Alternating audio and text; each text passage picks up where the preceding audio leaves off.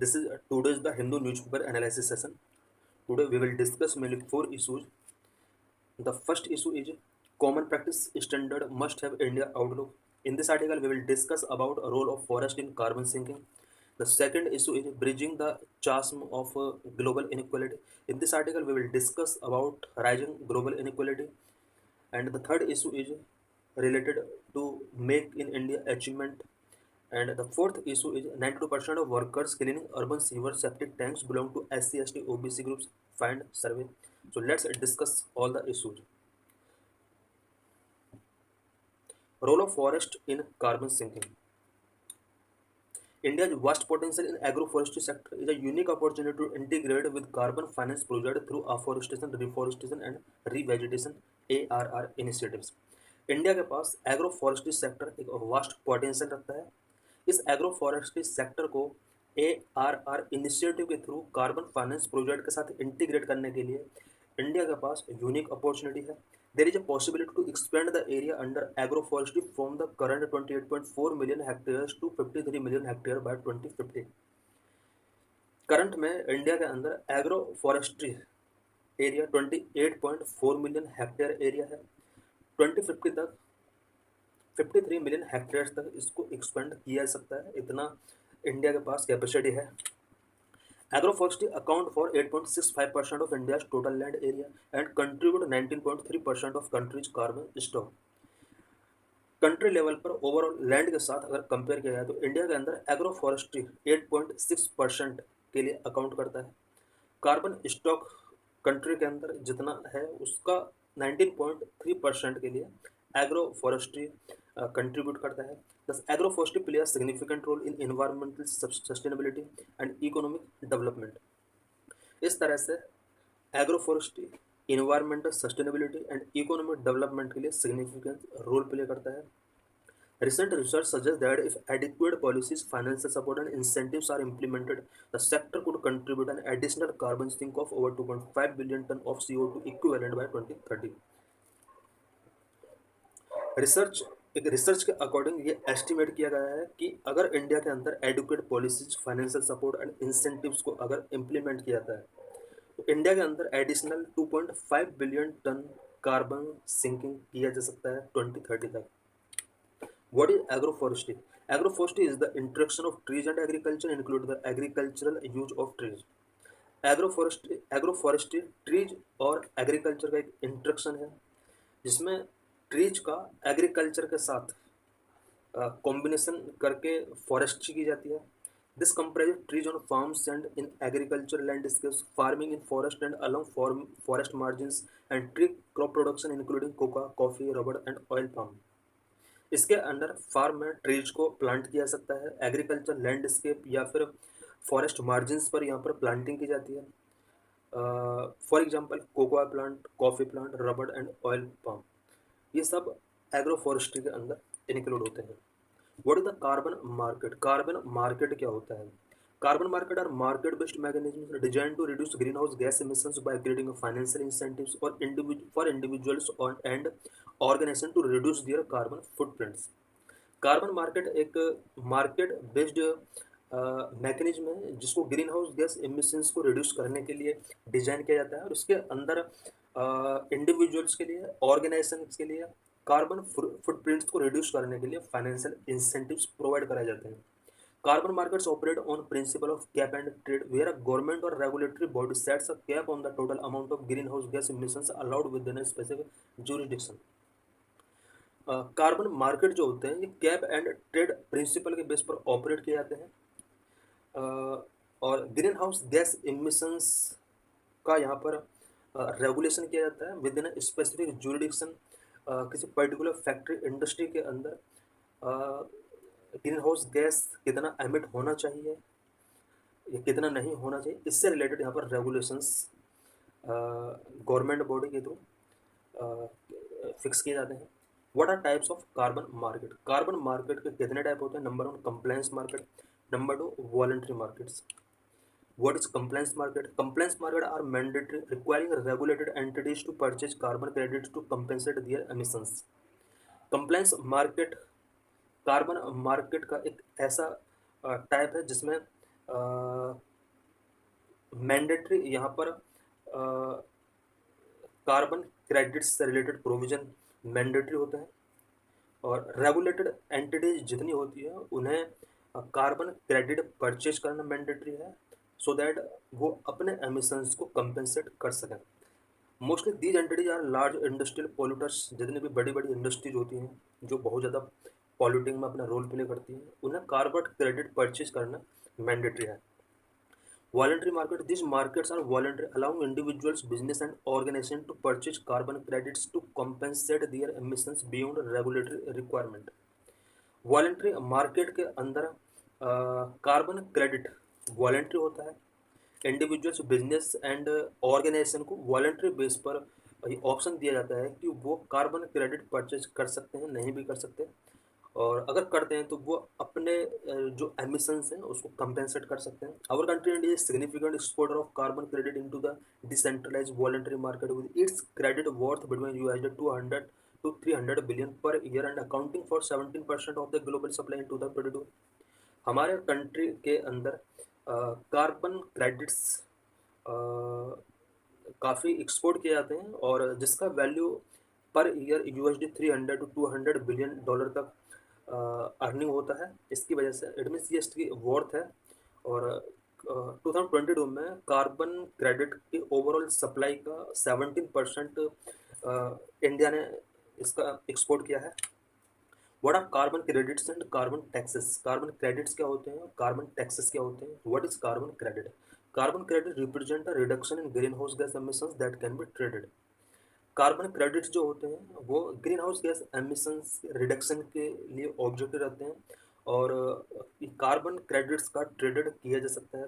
One carbon credit equal to 1 ton of carbon dioxide equivalent reduce और avoided. यहाँ पर carbon credit क्या होता है?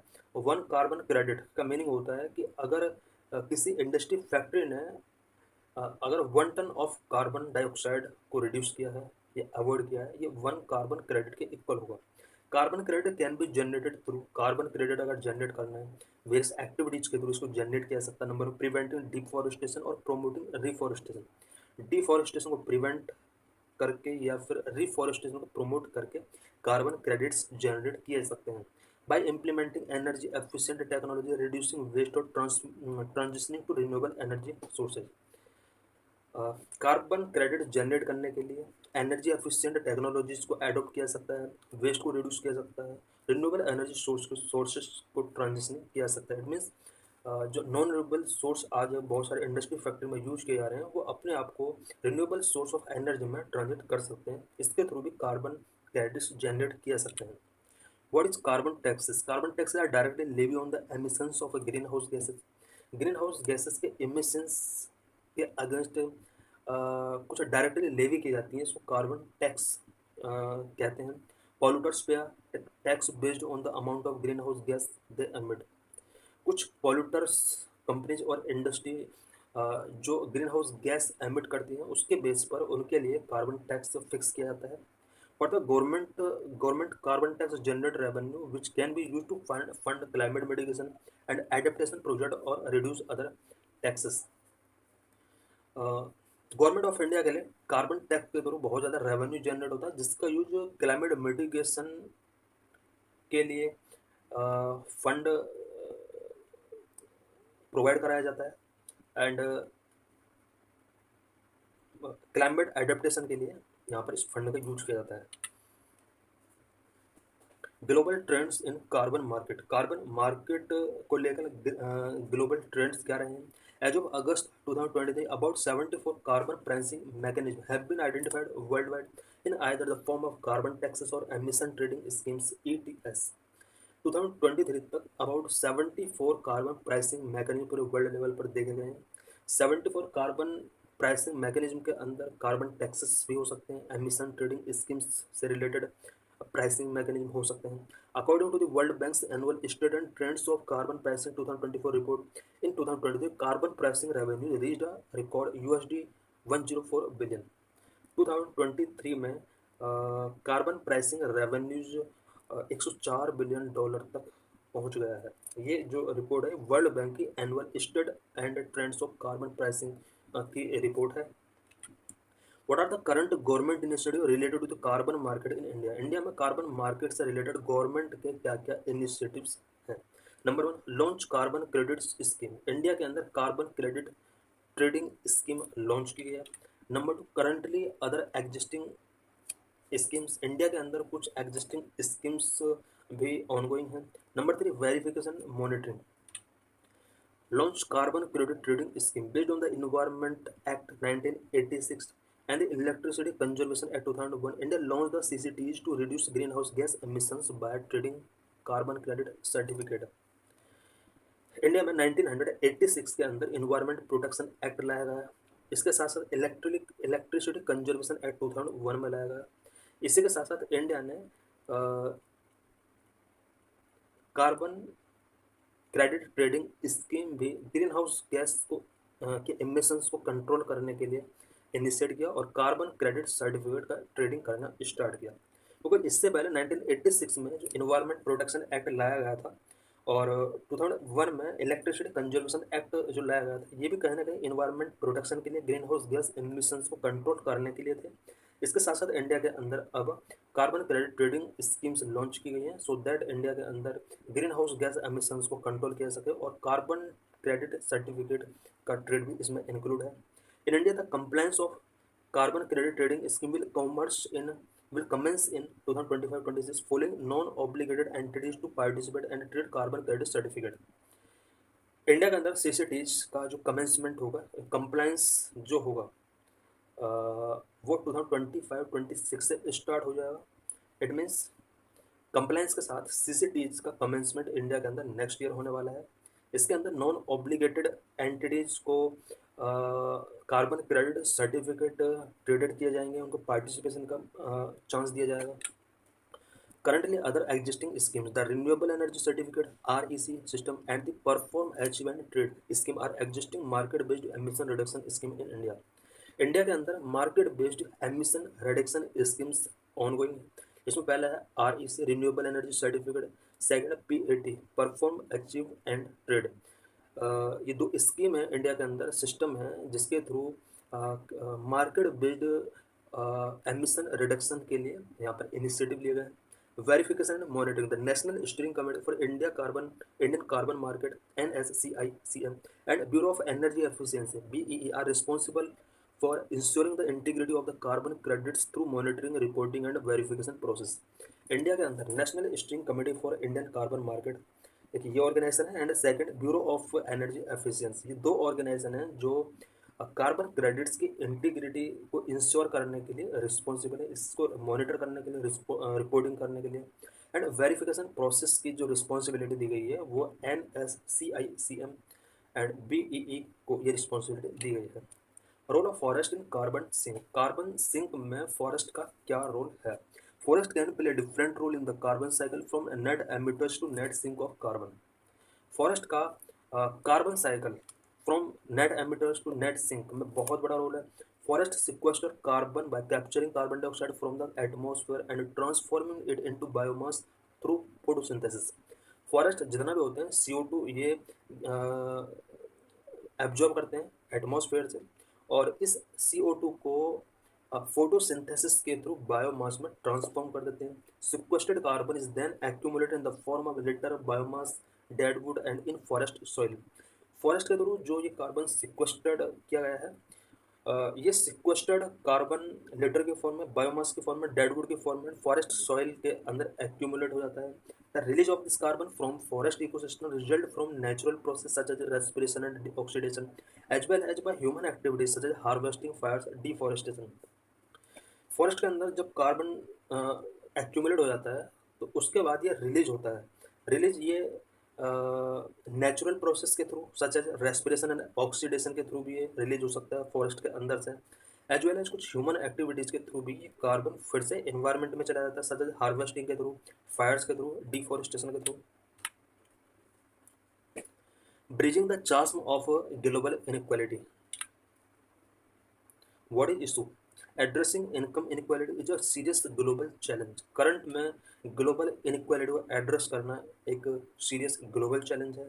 It is a complex and multi-faceted endeavors which demand examining, trying and implementing several different strategies to find a suitable way to foster a more equitable society।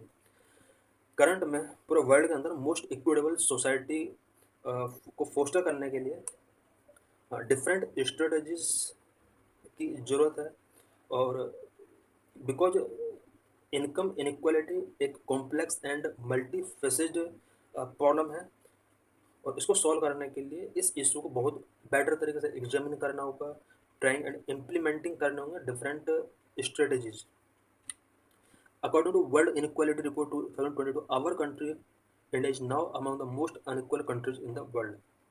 World Inequality report 2022 के according हमारे country के अंदर पूरे world के अंदर most unequal countries में आता है। इनक्वालिटी यहाँ पर बहुत ज़्यादा है। This report was release by the World Inequality Lab which aims to promote research on global inequality dynamics.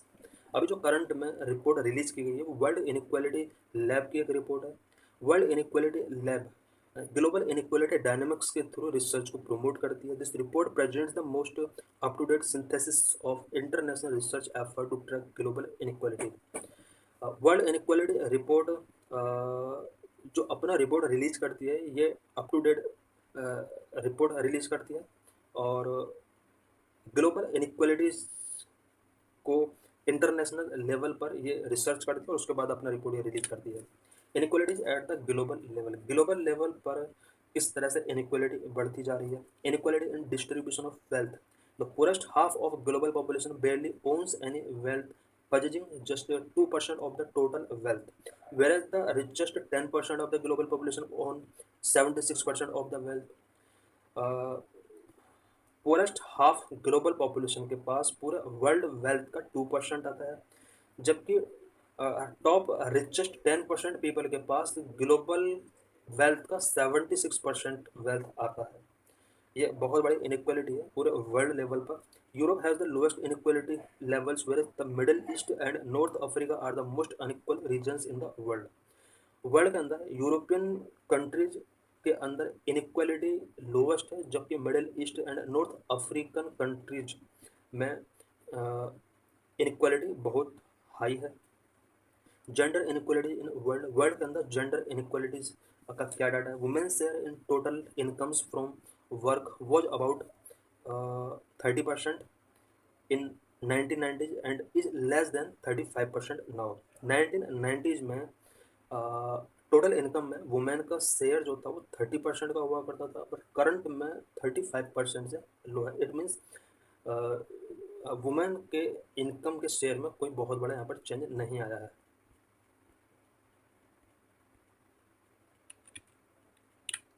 Inequalities within countries are now greater than those observed between countries in 1990। 1990 में countries के बीच में जो inequality थी वो उतना ज़्यादा high नहीं थी जो आज अगर कंट्री का मेजर किया जाता है।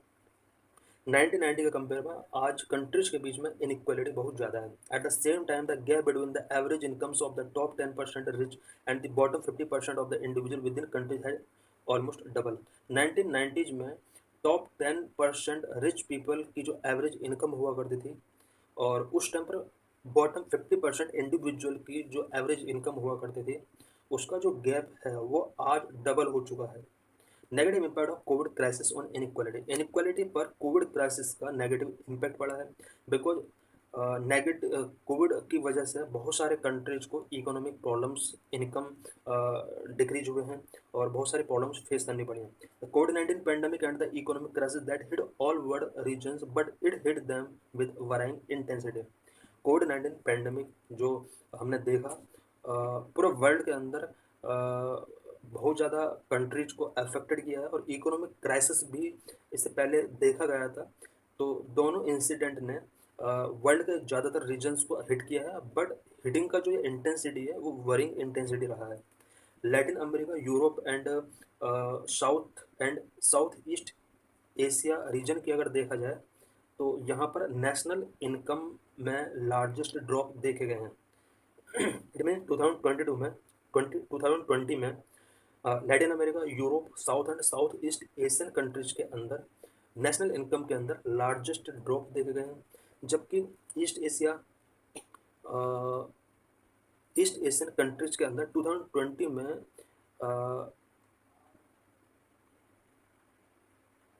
2019 के कंपेयर में थोड़ा स्टेबलाइजिंग देखा गया है। It means Latin America, Europe, south and south east Asia के कंपेयर में ईस्ट एशियन कंट्रीज के अंदर जो नेशनल इनकम है वो उतना डिक्रीज नहीं हुआ है जितना अदर कंट्रीज में हुआ है। इंडिया स्पेसिफिक फाइंड, इंडिया के अंदर इनक्वालिटी किस लेवल पर शो होती है? Income and wealth inequality, India stand out as a poor and very unequal country. हमारा कंट्री के अंदर पुअरिटी के हिसाब से एंड अनइक्वालिटी के हिसाब से वर्ल्ड के टॉप कंट्रीज में आता है। According to a study title income and wealth inequality in India 1920-23, the rise of billionaire Raj said by 2022-23 top 1% income and wealth share 22.6% and 40.1% are at their highest historical levels, and India's top 1% income share is among the very highest in the world. 2023 की ये एक report है, income and wealth inequality in India 1922 से 2023 तक के लिए 100 year का यहाँ पर इनकम एंड वेल्थ इनक्वालिटी को यहाँ पर इवेल्युएट किया गया है। और इस रिपोर्ट के अकॉर्डिंग रिपोर्ट कहती है कि 2022-23 तक इंडिया के अंदर टॉप 1% रिच पीपल के पास पूरे कंट्री की इनकम का ओवरऑल इनकम का 22.6% 1% के अंडर में आता है, और कंट्री की ओवरऑल वेल्थ का 40.1% वेल्थ 1% लोगों के पास में आता है। और इस रिपोर्ट के अकॉर्डिंग इंडिया के टॉप 1% लोगों की जो इनकम है वो वर्ल्ड के वेरी हाईएस्ट पीपल में सबसे ज़्यादा है। वेरी हाईएस्ट वर्ल्ड में सबसे ज़्यादा इनकम इन्हीं की है, इंडिया के टॉप 1% लोगों की। The economic reforms and liberalization adopted India have mostly benefited the top one. India के अंदर कुछ इकोनॉमिक रिफॉर्म्स किए गए थे, लिबरलाइजेशन अडोप्ट किया था 1990s में इंडिया ने। इकोनॉमिक रिफॉर्म्स एंड लिबरलाइजेशन का जो प्रॉफिट मिला है वो टॉप 1% लोगों को ही मिला है, जबकि हाफ बॉटम लोगों को इसका प्रॉफिट नहीं मिला है। Gender inequality in India, the female labour income share is equal to 18%, which is significantly lower than the average in Asia 21% excluding China, and this value is one of the lowest in the world. India के अंदर gender inequality भी show हो रही है। इसमें इस report के according India में फीमेल लेबर इनकम का जो शेयर है वो ओवरऑल इनकम का 18% है, जबकि एवरेज एशिया के रीजन में एवरेज फीमेल लेबर इनकम 21% है, और वर्ल्ड के ज़्यादातर कंट्रीज में जो फीमेल लेबर इनकम है वो इंडिया के हिसाब से इनका शेयर बहुत ज़्यादा है अदर कंट्रीज में, जबकि इंडिया के अंदर सबसे कम है। Carbon inequality, India is a low carbon emitter, India के अंदर कार्बन एमिट जो किया जाता है वो अदर कंट्रीज के कंपेयर में लो कार्बन एमिट किया जाता है, और इंडिया के अंदर जो टॉप 1% लोग हैं एफ्लुएंट लोग वो बहुत ज़्यादा कार्बन एमिट करते हैं compare to poor people. How the gap between poor and rich can be decrease, India के अंदर पुअर एंड रिच के बीच जो एक गैप इंक्रीज होता जा रहा है तो किस तरह से डिक्रीज किया सकता है? First, progressive taxation, progressive tax policies are required to redistribute wealth from affluent to marginalized. It can be done by using tax money to improve health, education, skill development, the environment and facilitate job creation. India के अंदर कुछ tax policies को change करना होगा, particularly इसके अंदर progressive tax policies को adopt करना होगा, जिसमें wealth affluent section of society से मार्जिनलाइज्ड सेक्शन के लिए डिस्ट्रीब्यूट करना होगा, और इसके थ्रू जो भी टैक्स मनी जनरेट किया जाएगा उसको हेल्थ इंप्रूवमेंट के लिए, एजुकेशन इंप्रूवमेंट के लिए, स्किल डेवलपमेंट के लिए, इन्वायरमेंट प्रोटेक्शन के लिए, जॉब क्रिएशन को फैसिलिटेट करने के लिए किया जाना चाहिए। Second, education and skill development, India के अंदर एजुकेशन एंड स्किल डेवलपमेंट को प्रमोट करना होगा।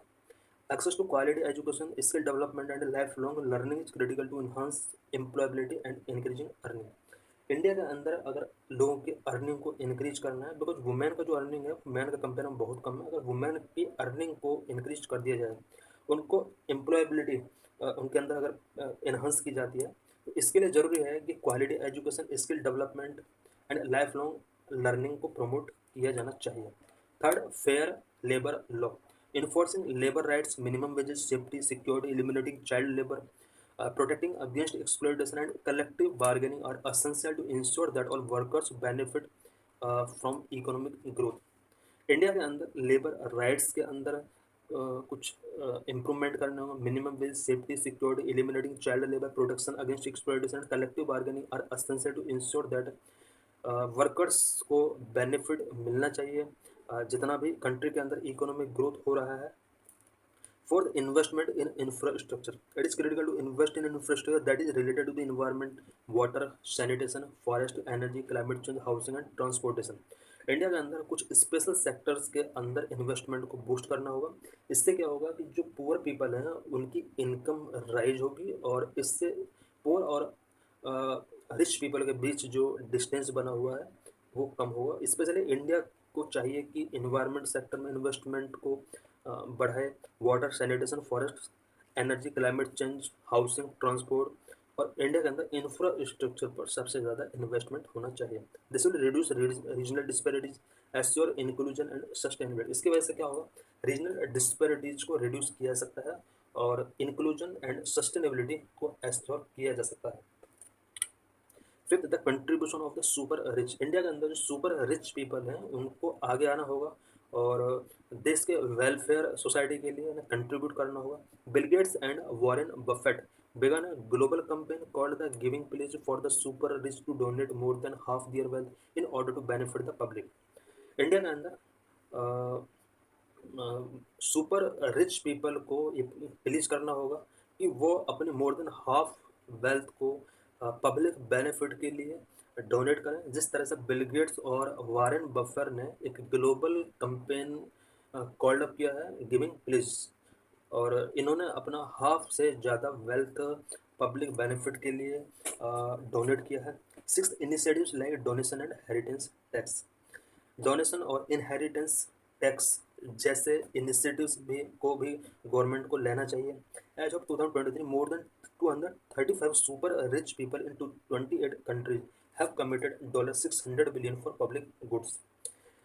2023 तक पूरे वर्ल्ड के अबाउट 28 कंट्रीज के 235 सुपर रिच लोगों ने पब्लिक गुड के लिए वर्ल्ड लेवल पर $600 बिलियन कमिटेड किया है, इट मीन डोनेट किया है। In many advance country there is a special inheritance tax. Japan के अंदर 55% इनहेरिटेंस टैक्स है। साउथ कोरिया के अंदर 50% इनहेरिटेंस टैक्स है। एंड फ्रांस के अंदर 45% इनहेरिटेंस टैक्स है। एंड द यूनाइटेड स्टेट के अंदर, अमेरिका के अंदर 40% इनहेरिटेंस टैक्स है before transferring wealth to the next generation. India के अंदर कुछ एडवांस इकोनॉमीज कंट्रीज हैं जो जहाँ पर नेक्स्ट जनरेशन के लिए प्रॉपर्टी का ट्रांसफ़र या वेल्थ का ट्रांसफ़र करने से पहले गवर्नमेंट को टैक्स वहाँ पर इनहेरिटेंस टैक्स पे किया जाता है। जापान में लोग अपने सन या डॉटर को वेल्थ इनहेरिटेंस करने से पहले 55% का टैक्स गवर्नमेंट को जाता है। सबसे ज़्यादा इनहेरिटेंस टैक्स जापान के अंदर है। उसके बाद साउथ कोरिया के पास ये टैक्स चला जाता है 50%। फ्रांस के अंदर 45%, यूएस में 40% inheritance tax government of India के पास चला जाता है। How it applies only to the super rich and large assets transfers. जिन लोगों के पास बहुत ज़्यादा एसेट्स हैं या जो लोग सुपर रिच हैं, ये जो इनहेरिटेंस टैक्स का प्रोविजन है ये उन्हीं लोगों पर अप्लाई होता है। This tax has been proposed by several people in the past in India. India में भी बहुत सारे लोगों ने इनहेरिटेंस टैक्स से रिलेटेड प्रोपोजल्स पहले दिए हैं। द वर्ल्ड इनइक्वालिटी लैब से that in India the share of top 1% of the national income is among the highest in the world. World inequality report के अकॉर्डिंग इंडिया में 1%, top 1% लोगों का जो नेशनल इनकम में शेयर है वो world level पर हाईएस्ट है। इट मीन्स ओवरऑल नेशनल की जो इनकम है उस इनकम में टॉप 1% का जो शेयर है वो वर्ल्ड में हाईएस्ट है। And that India is today more unequal. यही वजह है कि इंडिया आज यहाँ की सोसाइटी बहुत ज़्यादा अनइक्वल है। एंड इतना इनक्वालिटी ब्रिटिश रूल में भी नहीं थी जितना अब है। What has make in India achieved? Make in India initiatives ने अभी तक क्या अचीव किया है? What is make in India programme? Make in India launched in 2014 aims to transform the country into a leading global manufacturing and investment destination.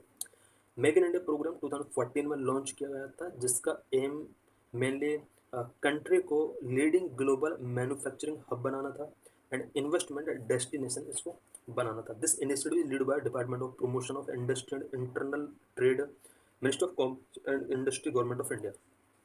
Make in India program government of India के ministry of commerce and industry के अंदर department of promotion and industry and internet trade DPIIT ये department है। इस department को responsibility दी गई है कि वो मेक इन इंडिया प्रोग्राम को लीड करे।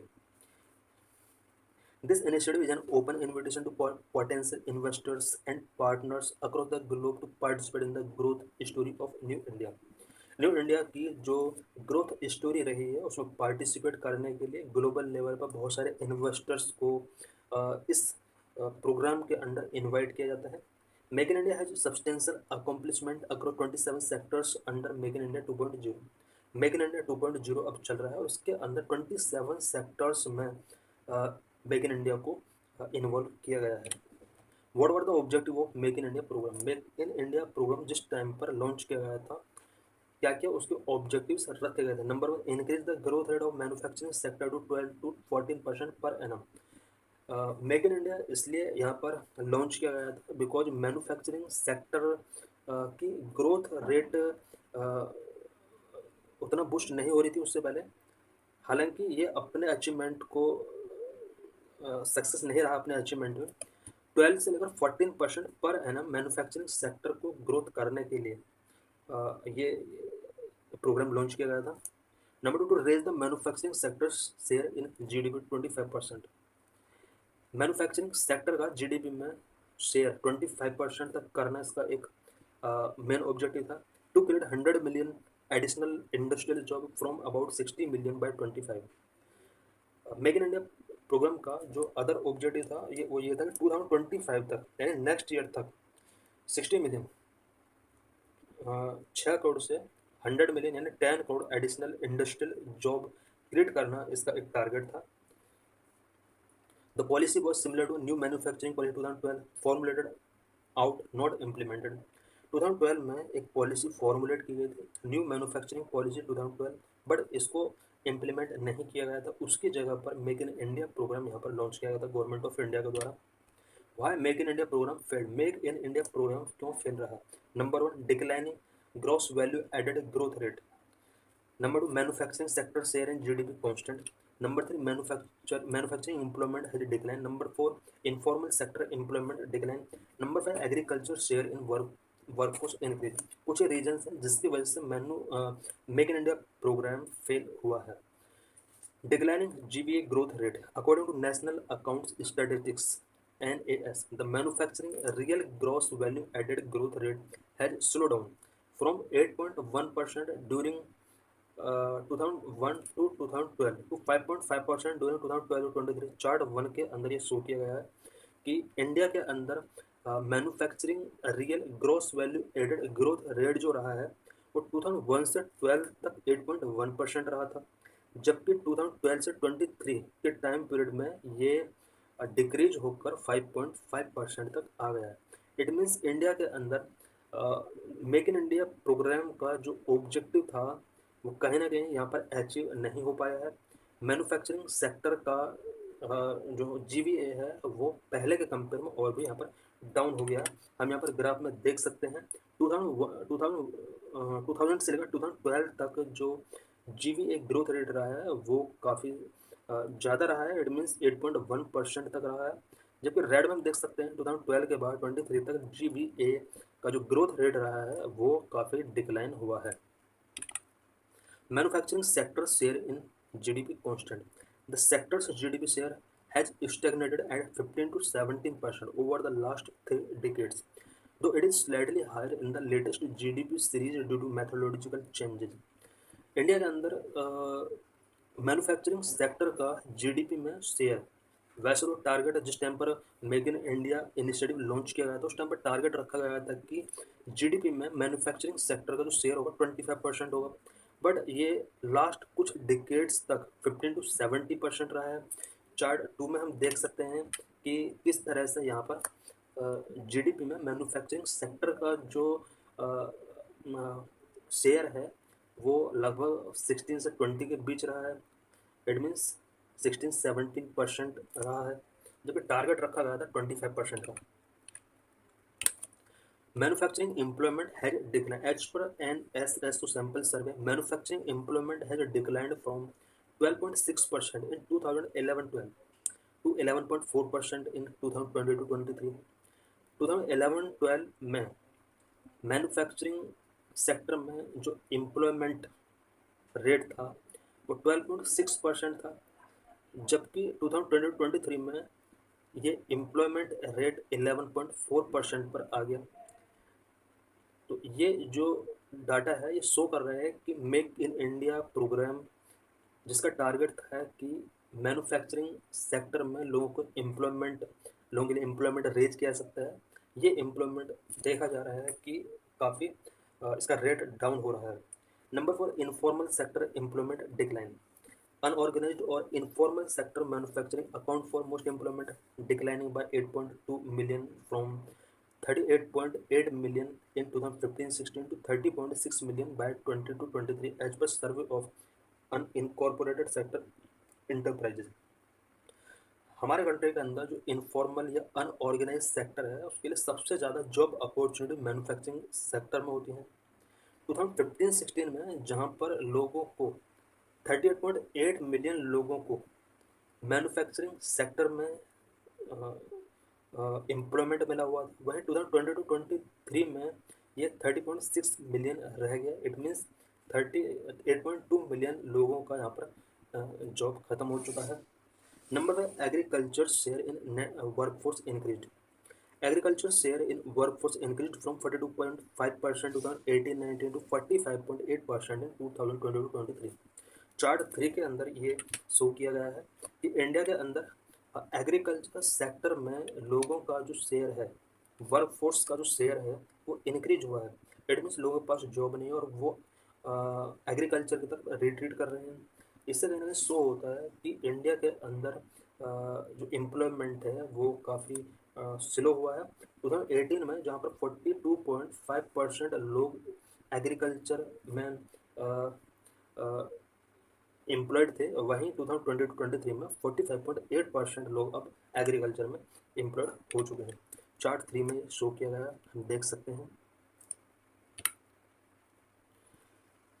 चार्ट 5 में हम देख सकते हैं कि इंडिया का चाइना के साथ जो ट्रेड इम्बैलेंस है वो कितना ज़्यादा है। देख सकते हैं कि इंडिया में जो ये ब्लू पिलर्स हैं एक्सपोर्ट को शो कर रहे हैं एंड रेड पिलर्स इंपोर्ट को शो कर रहे हैं। 2017-18 में किसी भी ईयर में देख लीजिए कि हमारा जो एक्सपोर्ट है चाइना के साथ वो बहुत कम रहा है और इंपोर्ट हमने चाइना के साथ बहुत ज़्यादा किया है। 92% of workers cleaning urban sewer septic tanks belong to SC, ST, OBC groups, finds survey. What is issue? Around 91.9% of workers engaged in the hazardous cleaning of sewer and septic tanks in India's cities and towns belong to SC, ST और OBC communities. A new survey has shown. एक new सर्वे के according India में sewer या septic tank cleaning करने वाले all people में 91.9% लोग SC, ST और OBC कम्युनिटी से बिलोंग करते हैं। The data was collected from over 300 urban local bodies in 29 state and UT. ये जो डाटा है ये 29 स्टेट एंड यूटी के अबाउट 3000 अर्बन लोकल बॉडीज से डाटा कलेक्ट किया गया है। Of the profiled worker 68.9% were SC, 14.7% were OBC, 8.3% were ST and 8% were from the general category.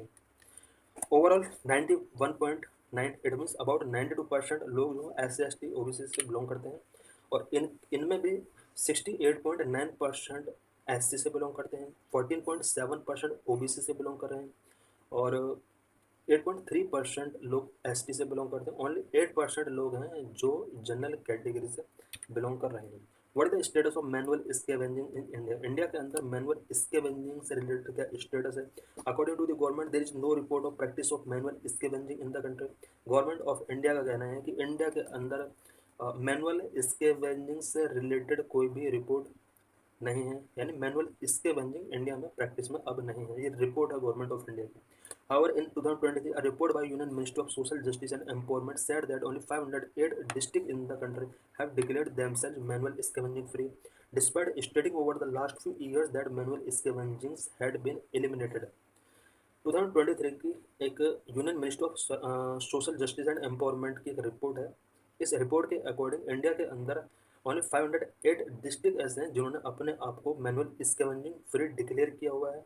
Between 2019 and 2023, at least 377 people across the country have died from hazardous cleaning of sewers and septic tanks, according to government data tabled in parliament.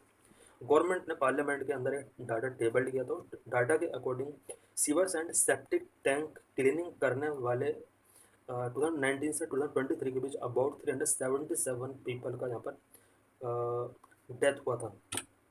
What is Namaste program? The Namaste program target workers directly associated with sewer and septic tank cleaning, including drivers of desludging vehicles, helpers, machine operators and cleaners, the ministry says. नमस्ते programme एक ऐसा programme है जो कि sewer and septic tank clean करने वाले लोगों के लिए बेटर फैसिलिटीज यहाँ पर प्रोवाइड करती है। और इसके अंडर सीवर टैंक को क्लीन करने वाले जितने भी लोग हैं या डीस्लजिंग व्हीकल्स के ड्राइवर्स हैं, हेल्पर्स हैं, मशीन ऑपरेटर्स हैं, क्लीनर्स हैं, सबको नमस्ते प्रोग्राम टारगेट करता है। Ministry of social justice and empowerment is profiling of sewer and septic tank workers as part of national action plan for mechanized sanitation ecosystem. Namaste program a scheme to mechanize all sewer work and prevent deaths due to hazardous cleaning work. Ministry of social justice and empowerment ने sewer and septic tank workers को profiling किया है और national action plan for mechanization sanitation ecosystem Namaste program के साथ इसको integrate किया है जितने भी वर्कर्स हैं। और इसके अंडर जितने भी क्लीनिंग वर्कर्स हैं जो ट्रेडिशनल तरीके से क्लीनिंग कराया जाता है उसको मैकेनाइजेशन करने के लिए यहाँ पर इनिशिएटिव्स लिए गए हैं। So far 38,000 workers have been profiled. The scheme for rehabilitation of manual scavengers was merged with the Namaste scheme for 100% mechanization of sewer work. Namaste program के according rehabilitation of manual scavengers जो कि पुरानी स्कीम थी इसको नमस्ते प्रोग्राम के साथ मर्ज कर दिया गया है और ये टारगेट रखा गया है कि जितने भी सीवर वर्क होंगे उसको 100% मशीनाइजेशन किया जाना चाहिए। तो government allocated around ₹97 crore in the 2024 budget for Namaste but the revised estimate was only around ₹30 crore. Government of India ने 2023-24 के बजट में नमस्ते प्रोग्राम के लिए 97 करोड़ बजट एलोकेट किया गया था। द 2024-25 बजट एस्टिमेट फॉर नमस्ते इज ₹116.94 करोड़। 2024-25 इट मीन्स इस बार का जो बजट था उसमें नमस्ते प्रोग्राम के लिए 116.94 करोड़ रुपीज़ का बजट एलोकेट किया गया है। तो